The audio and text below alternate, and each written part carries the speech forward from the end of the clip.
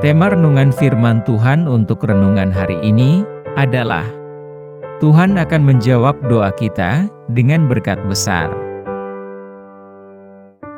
Ayat Alkitab yang kita baca hari ini adalah dari Yeremia 33 ayat 1 sampai ayat 9 yang mencatat sebagai berikut. Datanglah firman Tuhan untuk kedua kalinya kepada Yeremia, ketika ia masih terkurung di pelataran penjagaan itu, bunyinya. Beginilah firman Tuhan, yang telah menjadikan bumi dengan membentuknya dan menegakkannya Tuhan ialah namanya. Berserulah kepadaku, maka aku akan menjawab engkau dan akan memberitahukan kepadamu hal-hal yang besar dan yang tidak terpahami, yakni hal-hal yang tidak kau ketahui. Sebab beginilah firman Tuhan, Allah Israel, mengenai rumah-rumah di kota ini dan mengenai gedung-gedung istana Raja Yehuda yang dirobohkan untuk dipakai terhadap tembok-tembok pengepungan dan pedang. Orang akan masuk pertempuran melawan orang-orang Kasdim dan kota ini akan penuh dengan bangkai-bangkai manusia yang telah kupukul mati karena murkaku dan kehangatan amarahku, sebab aku telah menyembunyikan wajahku dari kota ini oleh karena segala kejahatan mereka. Sesungguhnya, aku akan mendatangkan kepada mereka kesehatan dan kesembuhan, dan aku akan menyembuhkan mereka dan akan menyingkapkan kepada mereka kesejahteraan dan keamanan yang berlimpah-limpah. Aku akan memulihkan keadaan Yehuda dan Israel dan akan membangun mereka seperti dahulu.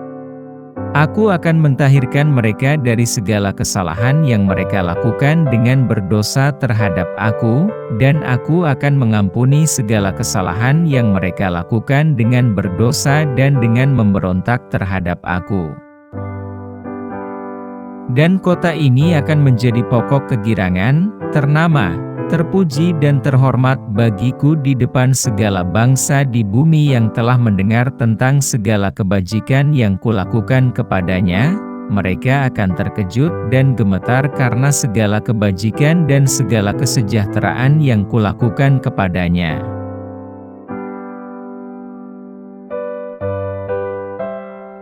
Apa yang telah kita baca?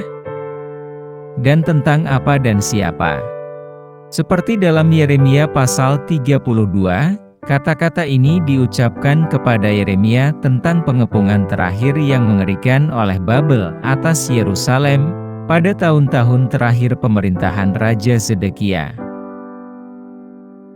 Raja Zedekia memasukkan Yeremia ke dalam penjara kerajaan karena Yeremia berkhotbah dalam nama Tuhan bahwa Babel, musuh Yehuda, akan berhasil.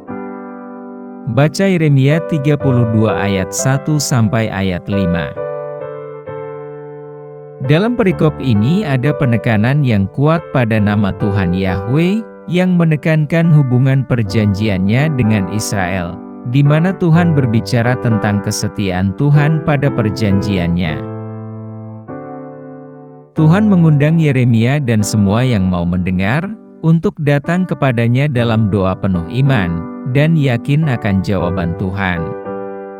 Tawaran ini bahkan disampaikan hingga 2 kali. Janji ini luar biasa mengingat penderitaan mereka yang mengalami teror pengepungan dan pemenuhan yang segera dari penghakiman yang dijanjikan. Ketika penghakiman sudah di depan pintu, Tuhan mengucapkan kata pengharapan dan ajakan kepada Yeremia dan penduduk Yerusalem untuk berdoa dengan iman, agar Tuhan melakukan hal-hal yang besar dan perkasa, termasuk mengubah pelaksanaan hukuman. Tuhan berbicara tentang hal ini dengan melihat rumah-rumah di Yerusalem yang sekarang menjadi reruntuhan, yang telah dihancurkan untuk menjadi benteng pertahanan terhadap penyerangan Babel. Sungguh pemandangan yang buruk dan menyedihkan, namun tidak meniadakan kebenaran janji pemulihan Tuhan. Mereka mengerahkan banyak tenaga dan orang untuk mempertahankan kota, tetapi upaya itu sia-sia. Mereka mati dibunuh. Mereka seharusnya mendengarkan firman Tuhan, yang sebelumnya mengumumkan penghakiman Tuhan yang tak terhindarkan melalui Babel, dan juga telah menawarkan untuk melakukan doa pertobatan, dan meminta Tuhan untuk membatalkannya. Yerusalem dipenuhi dengan kehancuran dan kematian, dan kepada kota ini, Tuhan berjanji untuk membawa kesehatan dan kesembuhan, dan akan mengungkapkan kepada mereka kedamaian dan kebenaran yang berlimpah. Janji itu dinyatakan dengan cara yang sama oleh Nehemia dan Nabi Ezra, tetapi itu baru benar-benar digenapi dalam perjanjian yang baru. Dalam perjanjian baru, Tuhan akan mengumpulkan umat-Nya yang tercerai-berai dari kerajaan selatan dan utara, dan mempersatukan mereka kembali. Dalam perjanjian baru, Tuhan akan memberikan pengampunan khusus untuk dosa, di mana dosa tidak hanya ditutup, tetapi juga dihapus. Dalam perjanjian baru, Tuhan akan memulihkan hubungan dengan umat-Nya sedemikian rupa, sehingga Israel akan memuliakan Dia, dan tidak akan mencemarkan nama-Nya.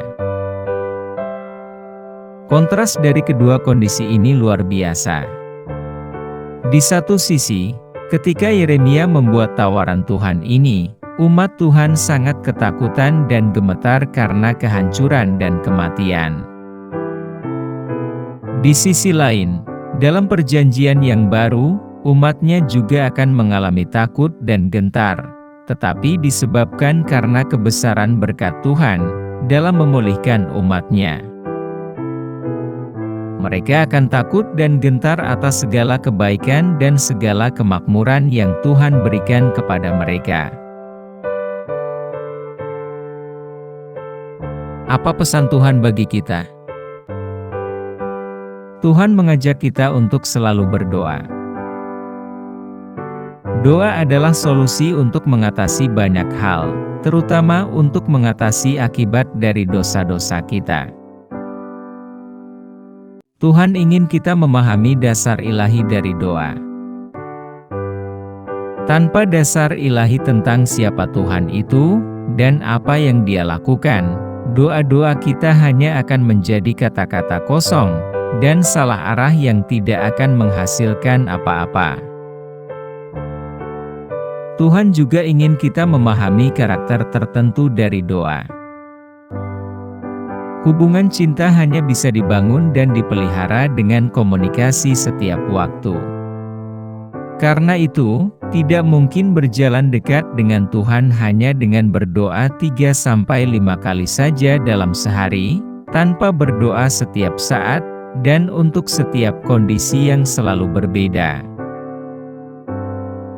Tuhan mengungkapkan hal-hal yang besar dan tidak terselidiki, di mana Tuhan akan membawa kesembuhan, kedamaian, keamanan, pemulihan, pembersihan, dan pengampunan. Tuhan sepertinya menunjukkan hubungan antara doa dan berkat yang Tuhan berikan. Bisa jadi, sedikit doa, sedikit berkat juga. Lebih banyak doa, lebih banyak berkat. Namun kita tidak boleh menjadikannya sebagai rumus baku, karena ingin mendapatkan banyak berkat. Tuhan memberi kita pengampunan, yang akan membawa kita kembali ke dalam hubungan dan persekutuan yang baik dengan Tuhan. Tuhan ingin meninggikan kita, yang pada giliran berikutnya, kita akan meninggikan nama Tuhan, di hadapan orang lain.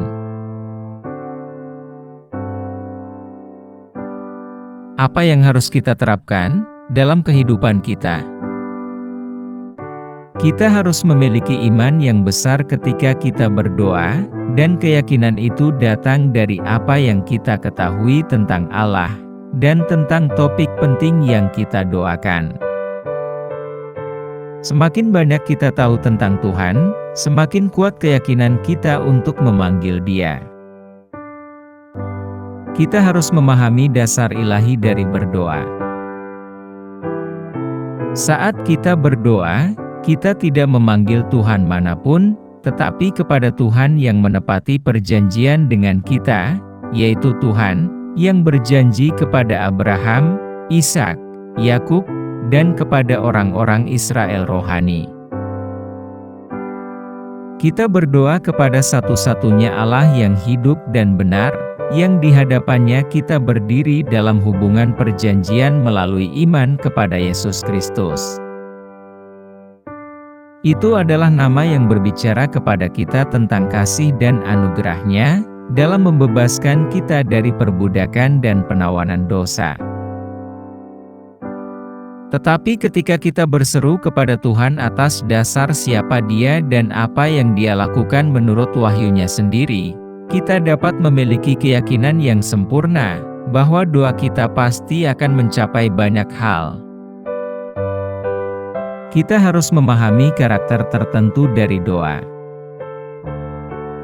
Kita harus menaati perintah tersebut dengan berdoa secara teratur, bukan hanya sebagai rutinitas yang kita lakukan 3-5 kali sehari, tetapi sebagai komunikasi yang bermakna dan berkelanjutan dengan Tuhan dari hati kita. Berdoa kepada Tuhan haruslah menunjukkan bahwa kita benar-benar mengasihi Tuhan Allah dengan segenap hati, jiwa, dan pikiran kita.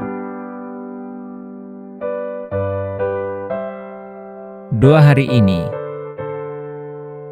Tuhan Yesus, terima kasih atas kebaikan dan kesetiaan Tuhan, yang firman-Nya tetap untuk selama-lamanya. Terima kasih bahwa semua janji Tuhan, baik kepada Israel maupun kepada gereja Tuhan sepanjang masa, tetap ya dan amin di dalam Kristus Yesus Tuhanku. Terima kasih karena Engkau adalah Tuhan yang mendengarkan, yang mendengar panggilan dan tangisan kami, dan terima kasih atas banyak janji berharga yang tidak akan pernah gagal, karena Engkau setia dan setia pada firman Tuhan. Terima kasih karena Tuhan memperhatikan kami yang menanggung ejekan, kesepian, pemenjaraan, dan permusuhan, sehingga kami dapat memiliki kitab suci untuk membimbing kami ke dalam seluruh kebenaran. Dan terima kasih bahwa Yesus datang untuk menggantikan dosa-dosa kami, dengan menanggung rasa sakit dan penderitaan salib, sehingga kami dapat hidup dan memerintah bersama Tuhan selamanya. Dalam nama Tuhan Yesus, kami telah berdoa. Amin. Kiranya Tuhan menguatkan kita, dan kasih karunia Tuhan Yesus menyertai kita.